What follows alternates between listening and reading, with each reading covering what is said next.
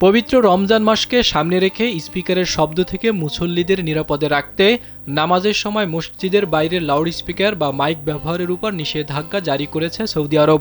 দেশটির ইসলাম ধর্ম বিষয়ক মন্ত্রণালয় আসন্ন রমজান মাসে মসজিদগুলোর প্রস্তুতি ও শৃঙ্খলা বজায় রাখতে এই নির্দেশনা জারি করেছে। এতে বলা হয়েছে, মসজিদের বাইরের মাইক শুধুমাত্র আজান এবং নামাজ শুরুর সংকেত বা ইকামার সময় ব্যবহার করা যাবে, তবে পুরো নামাজ চলাকালীন বাইরের মাইক চালু রাখা যাবে না। মূলত মুসল্লিদের জন্য মসজিদের ভেতরে একটি শান্ত, সুসংগঠিত এবং আধ্যাত্মিকভাবে সমৃদ্ধ পরিবেশ নিশ্চিত করতে এমন পদক্ষেপ নেওয়া হয়েছে।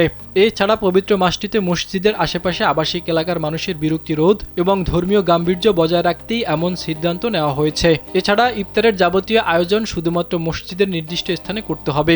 কোনো অবস্থায় মসজিদের ভেতরে খাবার পরিবেশন করা যাবে না।